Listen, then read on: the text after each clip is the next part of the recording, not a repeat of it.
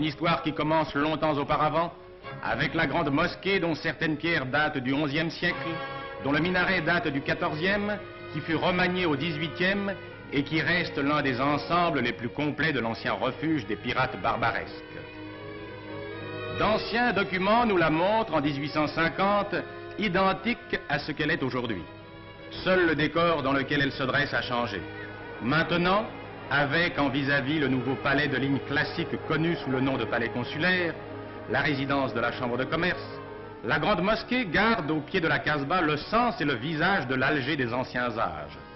Elle a vu depuis le Xe siècle se succéder les éphémères dynasties locales. Elle a vu les barques des pirates. Elle a connu ces jours de sang et d'or dont son histoire est marquée à chaque page jusqu'au jour de 1830 qui devait fixer son avenir. Derrière elle, la Casbah déroule ses lacis de ruelles pittoresques où se dressent avec la mosquée de Sidi Abderrahmane les minarets de 100 autres mosquées. Petite mosquée perdue dans le dédale des rues, surgie entre deux maisons, petite mosquée marquée de l'empreinte du XVIIe siècle qui les a vues naître, close toujours sur leur silence et comme parfumée de la piété des générations qui y passèrent.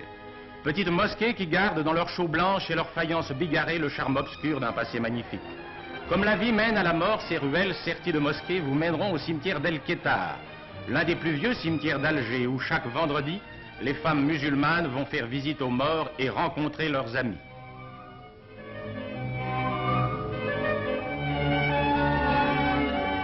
Vestige de temps moins ancien, la mosquée Sidi Hamed dresse son dôme harmonieux du XVIIIe siècle devant les lignes nettes des bâtiments nouveaux qui abritent les sœurs dominicaines.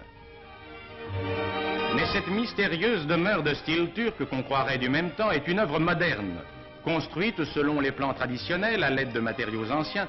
La maison du centenaire élevée en 1930 est comme le résumé parfait de l'habitation algéroise telle que la connurent les riches corsaires d'antan. L'archevêché, ancien palais arabe également du XVIIIe siècle, avec ses cours intérieures qui reçoivent et répandent la lumière, avec ses galeries et ses colonnades, avec ses fontaines dont le murmure accompagne tous les gestes de la journée, est peut-être à Alger le type le plus parfait du palais des princes de cette époque. Ces princes, d'ailleurs, ont construit d'autres merveilles. Le palais du Bardo offre le même spectacle opulent de patios, de galeries, d'encorbellements, de fontaines murmurantes.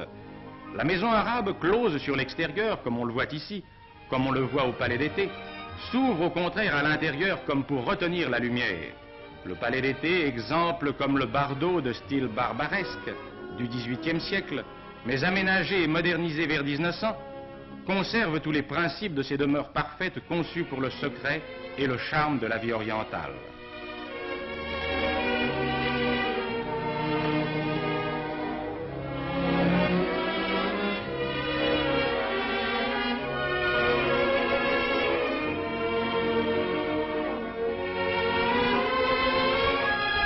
Ces exemples n'ont pas été perdus. On a vu à notre siècle les architectes s'inspirer, comme dans la construction de la médersa, de l'exemple des bâtisseurs du passé. Et les coupoles de la médersa portent à notre temps la marque de cette inspiration.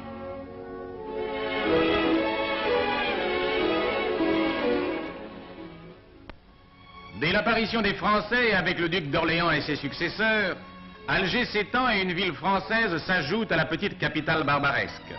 De 1860 datent les boulevards et les rampes du port, ces architectures de magistrale tenue qui font de l'apparition d'Alger un spectacle inoubliable et qui s'augmentent de nos jours des constructions nouvelles comme l'hôtel Aletti. Du dernier siècle aussi date le lycée Bugeaud qui garde l'allure des architectures classiques, coin de France transplanté sous le ciel d'Alger. Mais au début du siècle, les architectes d'Alger prirent à cœur de s'inspirer du style régional. La préfecture, construite entre 1910 et 1913, reste l'un des exemples de cette adaptation du passé qui s'apparente au style hispano-mauresque.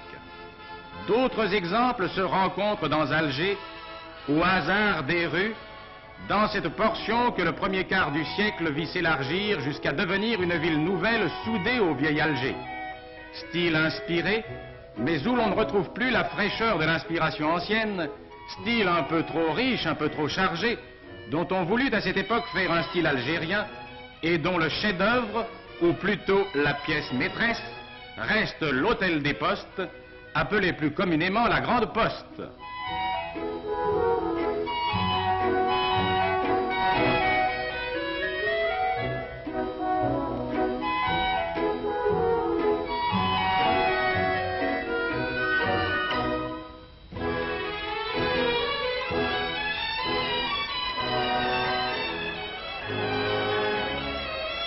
Cet immense édifice, trop grand pour un style voué justement à des conceptions de finesse et de rêve, réalise par l'ampleur de ses proportions comme par la richesse de son ornementation le type même de ce style inspiré.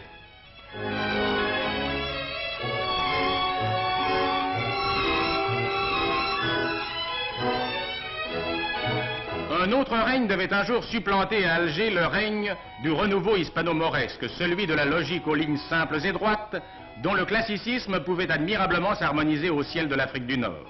Le gouvernement général qui s'ouvre largement sur le ciel et sur la mer et dresse au-dessus d'Alger ses multiples étages, ajuste ses lignes sur celles des immeubles construits récemment et qui font de certaines parties de la ville un harmonieux ensemble ultramoderne.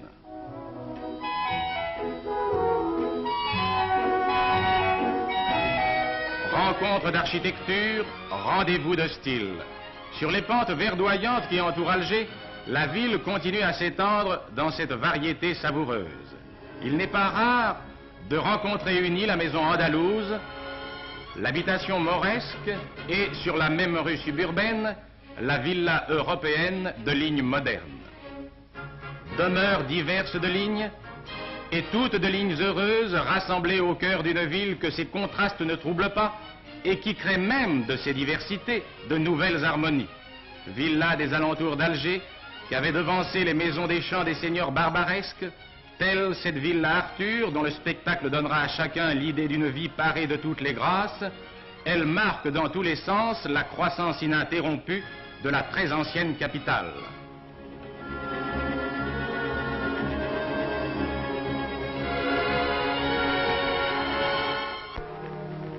Contraste d'Alger, contraste des siècles et des hommes, des coutumes et des styles, contraste qui crée un ensemble harmonieux et humain. Le passé d'Alger rejoint son avenir. L'art arabe y retrouve l'art français. La foi musulmane y longe la chrétienté. Ces diversités ne s'opposent pas. Alger, dans sa multiplicité, dans sa variété, dans sa diversité, reste Alger. Une ville aux aspects infinis, où, sans heurts, la chanson des clochers peut se mêler dans un ciel éternellement pur à la voix des minarets.